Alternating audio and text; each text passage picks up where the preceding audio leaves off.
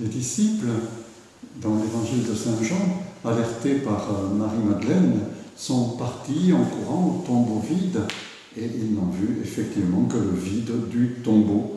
Et simplement, le plus jeune, le disciple que Jésus aimait, qui était arrivé le premier au tombeau, mais avait laissé entrer Pierre, une fois descendu, voyant les linges ainsi rangés, comme si le corps s'était échappé tout seul, dit de lui-même, il vit et il crut. Mais ils repartent chez eux. Nous notons que la foi de Jésus ressuscité ne commence pas par la découverte de Jésus ressuscité. Elle est d'abord comme une descente dans le vide. Et c'est au bord de ce vide que la femme, elle, reste. Les disciples sont rentrés chez eux, la femme reste, elle pleure. Et sa présence et ses larmes vont permettre au ciel de visiter la terre. La résurrection n'est pas simplement un phénomène indépendant de nous, c'est une provocation, c'est un appel. Il faut donc être là. Il faut donc être là comme la femme qui pleure. Et ces pleurs sont des douleurs d'enfantement qui vont permettre à la bonne nouvelle de commencer vraiment à transformer les cœurs. Nous avons la souffrance de Marie au pied de la croix, de la maman de Jésus. Nous avons les pleurs de Marie-Madeleine, celle qui avait été délivrée par le Christ de ces démons qui l'étouffaient. Elle est là. Elle pleure après la mort, mais devant un tombeau vide, elle va permettre à Dieu d'enfanter la vie. Et justement, cette place vide du corps de Jésus, elle la voit comme gardée par deux anges. L'un à la tête, l'autre au pied, là où reposait le corps de Jésus. Un peu comme les chérubins qui veillent sur l'arche d'alliance dans le temple. Les anges entourent le mystère. Ils le signalent en quelque sorte. Dans l'arche, il n'y a rien dedans. Les ennemis ont tout emporté. Mais Dieu reste dans cette absence même. S'il peut rencontrer la foi et l'amour qui continuent aussi de veiller, Dieu reste si nous sommes là. Et le vide nous invite à l'espérance, nous invite à l'attente. C'est dans cette foi que la résurrection va pouvoir se manifester. Marie est alors par les anges interpellée comme femme. Ce mot utilisé par Jésus pour s'adresser à sa mère aux noces de Cana, puis à la Samaritaine au bord du puits de Jacob, ou encore à la femme adultère pour lui signifier le pardon de sa faute quand les accusateurs ont disparu. La femme est accueil et révélation du don de Dieu. Elle laisse passer Dieu. Et les anges la rappellent à sa mission, jusque dans les larmes, tandis que Marie-Madeleine en est encore au constat de l'absence. Elle répète aux anges ce qu'elle a déjà dit aux apôtres. Il lui faudra encore un double retournement pour reconnaître la victoire de la vie. Tandis qu'elle répond aux anges, elle se retourne et voit Jésus qui lui aussi l'appelle femme, la partenaire de l'amour offert. La femme, dans le récit de la Genèse, c'est Isha. C'est Isha à côté de Ish, l'homme. Et c'est à partir de ces deux que l'humanité va naître, que la vie va naître.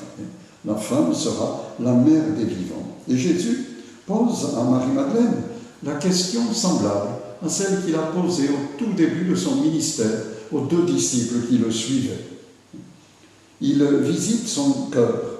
Il fait grandir l'espace de son désir. Qu'est-ce qui habite tes larmes? Qui cherches-tu? Vous voyez, la rencontre de Jésus ressuscité suppose que soit creusée en nos cœurs la place de cette présence nouvelle, qui n'est pas une présence extérieure qu'on ne pourrait que constater. Elle est un dialogue dans lequel il va falloir s'engager.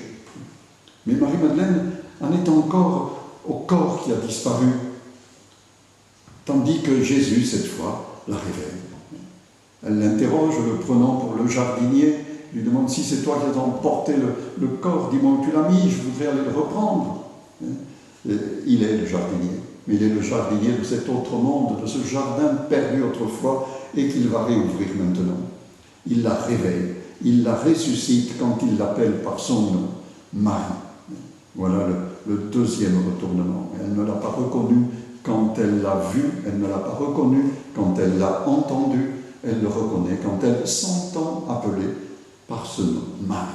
Elle, qui n'est plus alors la Madeleine, la fille aux belles tresses, la fille de Magdala, on pourrait dire vulgairement la Madelon de nos régiments. Elle reçoit son nom, Marie.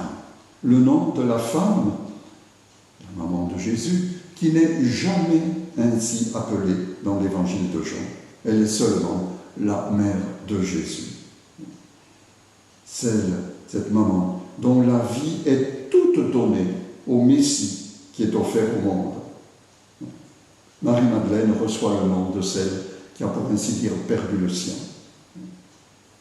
Et celle dont l'Évangile ne parle pas à propos des apparitions du ressuscité. Il a fallu que les saints se représentent cette première rencontre de Jésus ressuscité avec sa maman, avec celle qui a cru. Mais l'Évangile la laisse dans la seule lumière de la foi. La mère de Jésus ne reçoit rien pour elle-même. Elle accueille et enfante dans la foi. Voilà sa gloire. Voilà son rapport unique à Dieu, un rapport de confiance et non pas un rapport de constatation qui s'imposerait de l'extérieur. Et Marie-Madeleine doit la suivre dans cette dynamique. Elle voudrait immobiliser en quelque sorte le don de Dieu. Elle voudrait saisir Jésus. Elle doit le laisser poursuivre son élan vers le Père. Elle le reconnut en disant « Rabbouni, maître », Jésus lui dit « Ne me retiens pas ainsi, ne me touche pas, non li me tangere », comme ils sont intitulés d'après la version latine, un certain nombre de tableaux qui la représentent auprès de Jésus. « Ne me retiens pas, car je ne suis pas encore monté vers le Père. Mais va trouver les frères et dis-leur, je monte vers mon Père et votre Père, vers mon Dieu et votre Dieu. » Elle doit témoigner que Jésus veut rejoindre chaque homme dans sa nuit, comme elle-même a été rejointe. Il est descendu dans l'obscurité du tombeau pour rejoindre chaque homme dans sa nuit. Et ainsi, pour se manifester en éveillant chacun à sa vie. La manifestation de Jésus ressuscité n'est pas simplement le réveil de Jésus d'entre les morts, elle est notre réveil de notre incrédulité. Et ainsi chacun reçoit le nom nouveau que nul ne connaît sinon celui qui le reçoit, comme le dira l'Apocalypse dans une des lettres envoyées par le Seigneur aux 7 églises d'Asie. Le vainqueur, celui qui tient, celui qui reste relié à son Seigneur, reçoit un nom que lui seul connaît, que lui seul peut connaître. Parce que cette relation est unique, parce que nous entrons alors, non pas dans une sorte de relation abstraite comme dans une administration, on reçoit un nom comme on reçoit un numéro de sécurité sociale. Le nom, c'est mon cœur, je reçois mon cœur de ce regard de Jésus vivant. Et j'existe alors.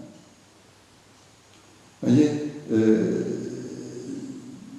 la foi en la résurrection suppose que j'ouvre mon cœur, que je laisse le Seigneur venir m'éveiller à sa vie. Ainsi Marie, la mère de Jésus, et sa première disciple, elle est celle qui a la première accueilli la parole de Dieu. Elle l'a tellement bien accueillie qu'elle s'est faite chair en elle. Marie ne cherche jamais à se manifester. Jésus ne cherche pas à se manifester. Jésus creuse notre désir et il vient répondre à notre désir. Marie, à son image, ne cherche pas à s'imposer, mais elle veut faire apparaître la beauté de ce qui est caché au creux de la terre. Et c'est ça le but de Dieu. Le but de Dieu n'est pas de se montrer, mais de nous faire apparaître dans la lumière. À Lourdes, la petite Bernadette sera ainsi révélée aux yeux de tous par celle qui la regarde comme une personne qui parle à une autre personne. Les gens ne voient pas Marie, mais il découvre Bernadette qu'il n'avait pas su voir encore. Acceptons-nous d'entrer dans ce dialogue qui tire chacun vers le haut, vers mon Père et votre Père, mon Dieu et votre Dieu. Et bien pour cela, il faut monter avec Jésus sur la croix.